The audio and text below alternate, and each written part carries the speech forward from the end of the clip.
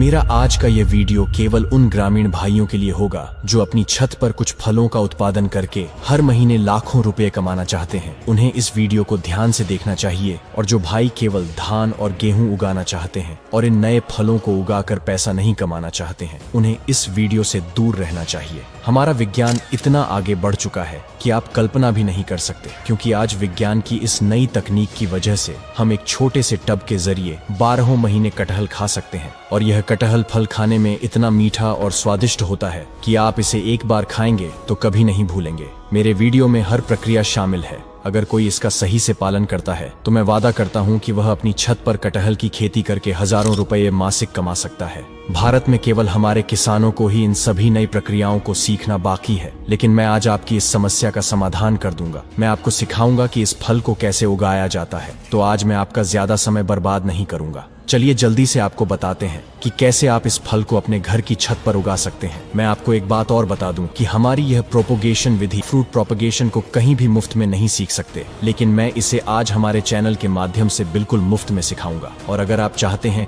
कि इसी तरह नई नई खेती की वीडियो आपके मोबाइल पर आते रहे तो जरूर हमें फॉलो कर लेना होगा। सबसे पहले हमें एक बड़े कटहल के पेड़ से कटहल की छाल को एक तेज चाकू से काटना होगा। फिर हम इस कटे हुए हिस्से को थोड़ी मिट्टी से ढक देंगे। फिर हम केले के पौधे को बीच से काट देंगे और केले के पौधे के कटे हुए हिस्से में चाकू से एक छेद कर देंगे और उस छेद में थोड़ी सी जैविक मिट्टी डाल देंगे। अब हम इस केले के पेड़ के छेद के अंदर कटहल के पेड़ की छाल डालेंगे। फिर मैं इस केले के पेड़ के छेद को कुछ और जैविक मिट्टी से भर दूंगा और ध्यान रखूंगा कि हमारे कटहल के पेड़ की छाल अवरुद्ध न हो जाए। फिर हम इसमें थोड़ा सा एलोवेरा लीफ जेल डालेंगे। फिर हम इसे कुछ दिनों के लिए कटी हुई प्लास्टिक की बोतल से ढक देंगे। आपको इसे कम से कम 30 से 35 दिनों के लिए ढककर रखना होगा। 30 से 35 दिनों के बाद जब आप इस कटी हुई प्लास्टिक की बोतल को हटाएंगे तो आपको कटहल के नए पत्ते आसमान की ओर झांकते हुए दिखाई देंगे। फिर हम इस छोटे कटहल के पौधे की जड़ में थोड़ा पानी देंगे और बहुत सावधानी से इस छोटे कटहल के पौधे को केले के पौधे से हटा देंगे। साथ ही इस बात का ध्यान रखेंगे